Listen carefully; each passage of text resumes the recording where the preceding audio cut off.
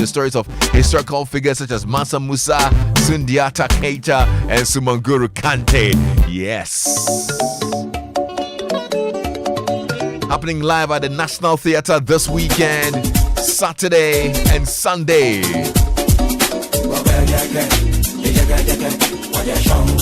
Actually, it's all on Saturday. Oh dear.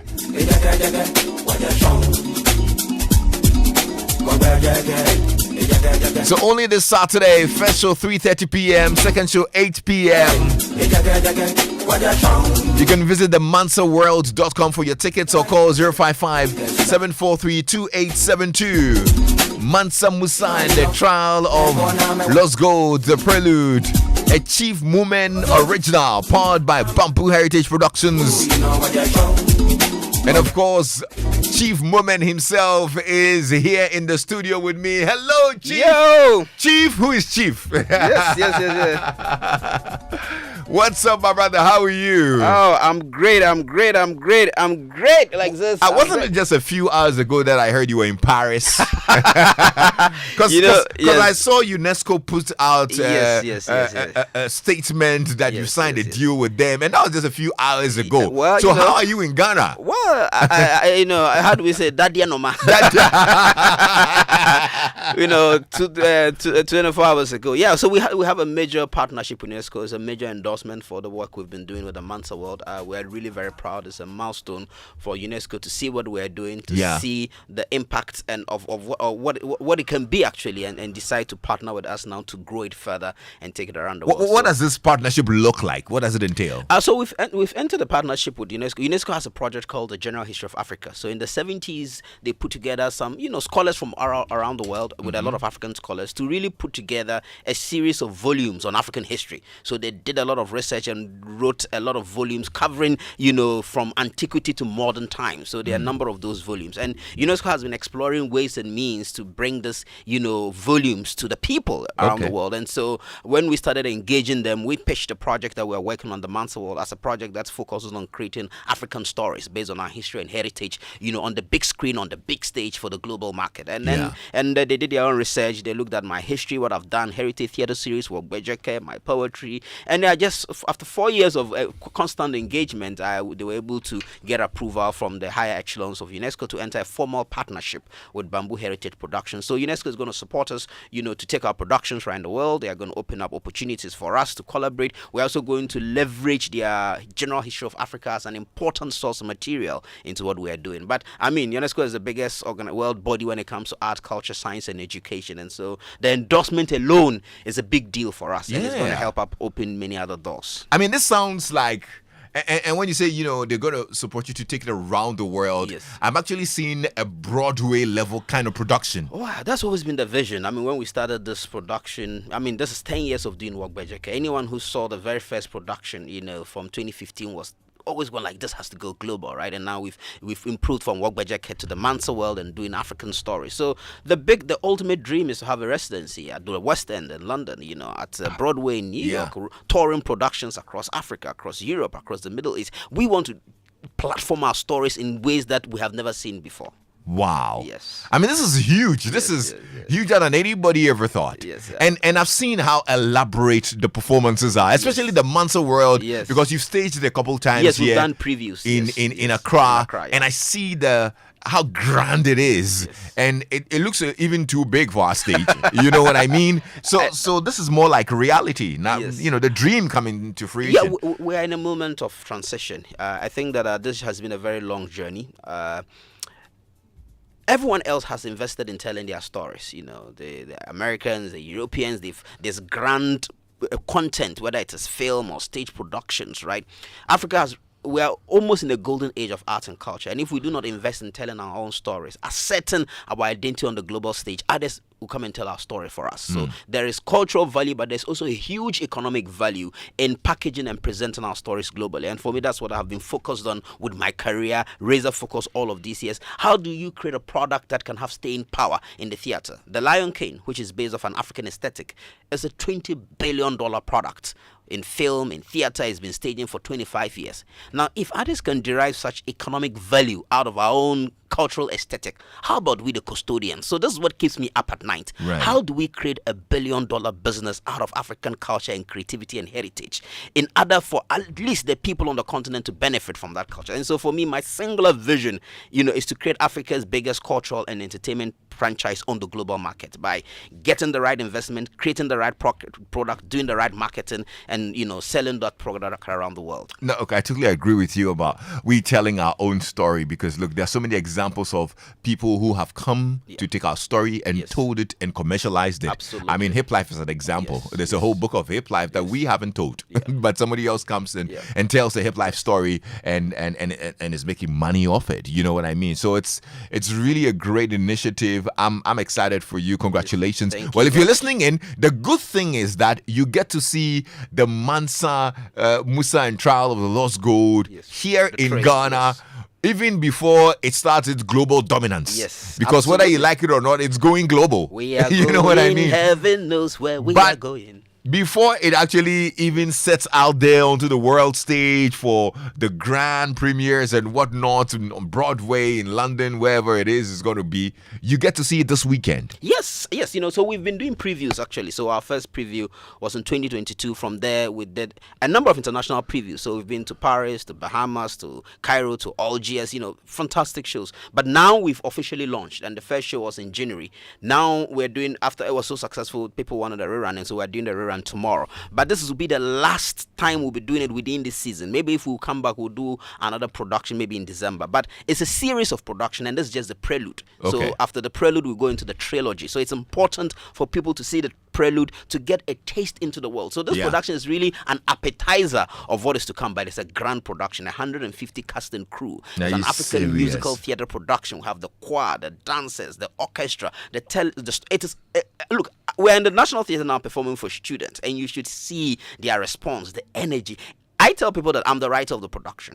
I am the visionary behind it. But even me, I'm impressed. When I sit back and I'm like, wow. And so it's happening tomorrow at the National Theatre. Our first show is 3:30 p.m. Okay. Our second show is 8 p.m. sharp on the dot. It's a family-friendly production. So we always encourage parents to come out with their children, come out with their friends, and enjoy this really immersive African cultural spectacle. Okay, well, I'm happy you clarified that this is the prelude, because you don't want to catch it at the trilogy stage. No, you want to see it. You want the to see it from the appetizer, beginning. then the main course, and then the dessert. So that's how we have actually done it. It's the Okay. prelude, the trilogy, the epilogue. Okay, great. That's good. Well, just before we actually further the conversation, for anybody who wants to see it tomorrow, how can they get tickets? So they should go right now. Take your phone, take your laptop, go to www.demansaweld.com.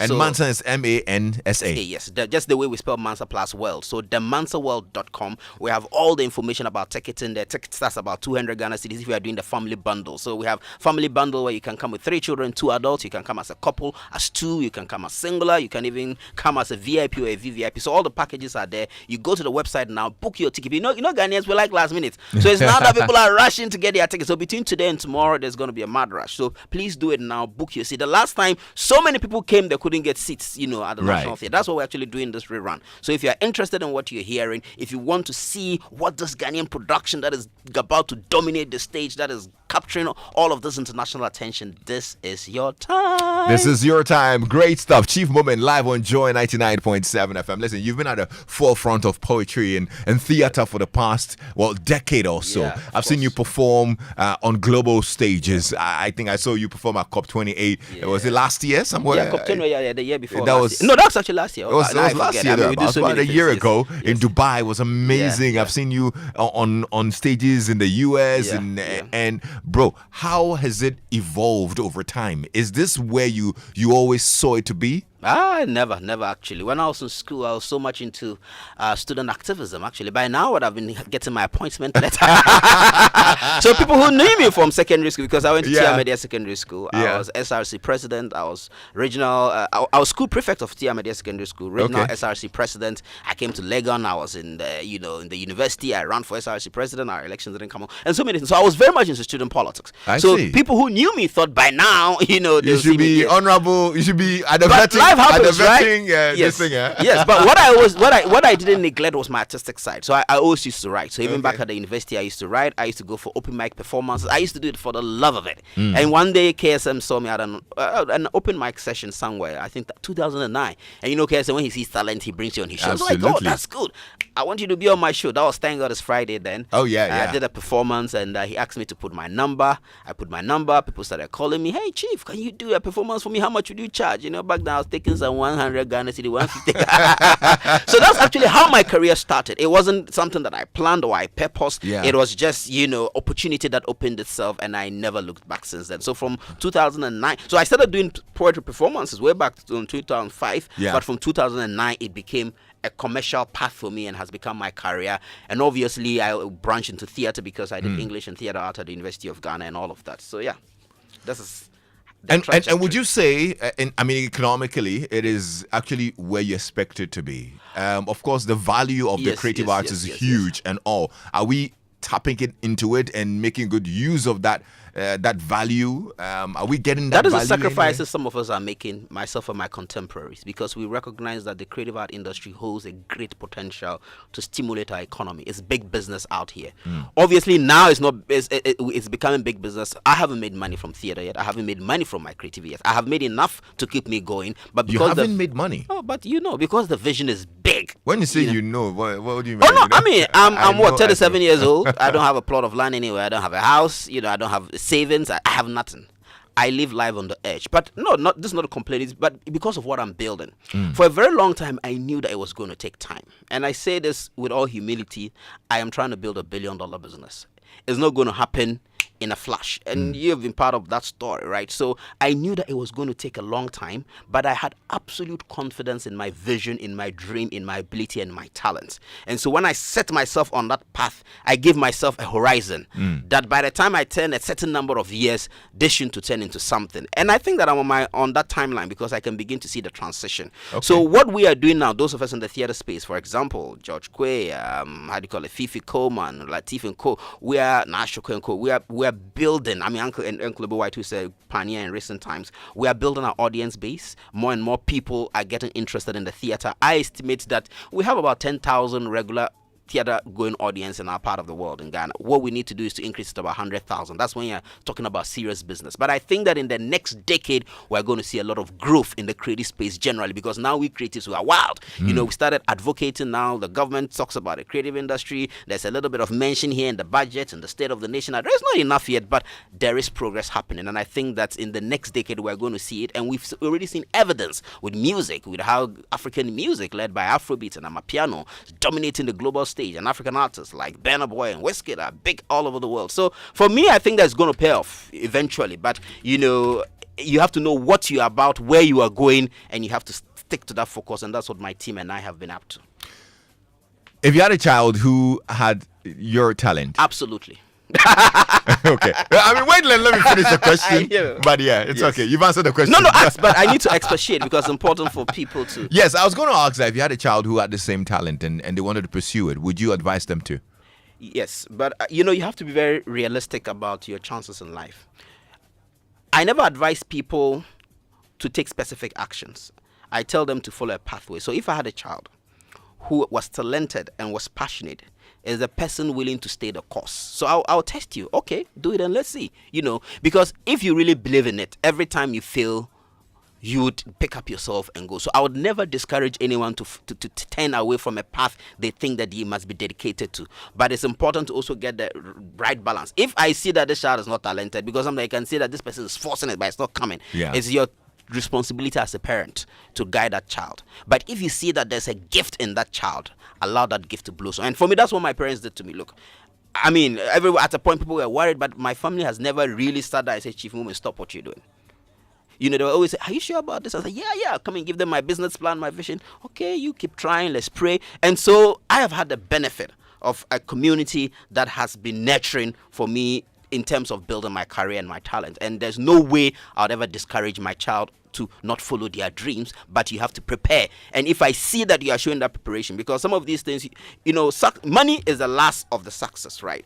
The stages I go to, I stand on stage, I share stages with heads of states, with presidents, with business leaders all around the world. So even if financially it's not paying yet, you can see where it is going, right? So it is also important to see other indices of success, because if you are forcing something and there's nothing happening, you are not making money, you are not getting opportunities, you are not growing, then there's something wrong. But if you're able to measure other indices of success, then you know that it's just a matter of time. Good stuff. You're managing a cast of over 150. Yeah, it's about a 200 team. Oh my goodness, yeah, so 200 people on this production. Yeah, this production, we are using 150 cast and crew. Yes. Wow. Yeah, but the team now is about 200, and it's going to grow even bigger. What really is the biggest challenge doing this? Well, I think that first of all, we've done this. The team, our first production was in 2012, right?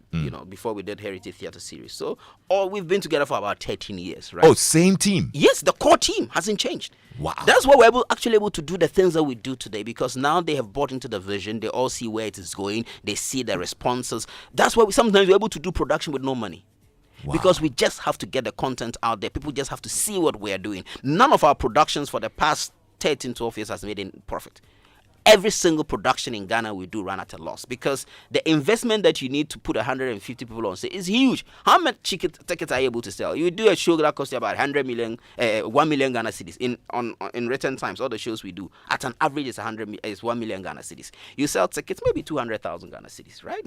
So it takes a certain level of balls to do what we are doing. But you have to know what this is going to become. So when I see that I am building $1 billion business, what it is, $1 million Ghana cedis lost to take now before you get to that point, right? So I think that the biggest challenge for me has just been keeping the team together, and we have achieved that, making them buy into the vision, and we have achieved that, and it's on that platform that this project is going. So that's actually our biggest asset, is actually the team. It's not even Chief Moomen. Our biggest asset is the team.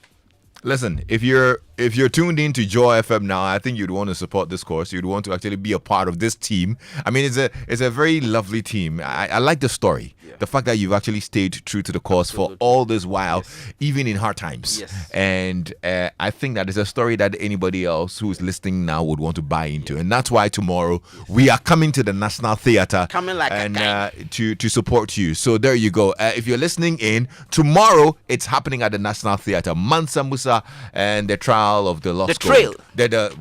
Trail of the Lost Gold. Yes. That's the prelude. The prelude, yes. 3:30 p.m. and 8 p.m. Get your tickets on www.themansaworld.com. Any final words? Yo, Lexis, Charlie, people have to see it to believe it. Yes. That's all I can say. See it to believe it. Be a part of this history that we are making. We want to have great home support. A special thank you to all our patrons and our partners. To you, Joy FM, such a great family. And I want to see as many of you there as possible. Yeah. Mansa Musa and the Trail of Lost Gold is tomorrow. Last chance to see it. www.themansaworld.com. Regards from the Butcherbeg family to Charlie, you. the hustlers number one. Man, Charlie, we're proud of you, bro. Thank you so much, man. Great hanging out with you. And I'm sure. Oh, okay. So tomorrow you are not going to be on Showbiz A to Z. You probably hear him on Showbiz A to Z every Saturday. I'll be hot on set. Yeah, but he'll be on set tomorrow with the Mansa Musa and the Trail of the Lost Gold. You need to be there at the National Theatre. Chief, thank you so much. Thank you, my brother. Chief Moomen here on Joy 99.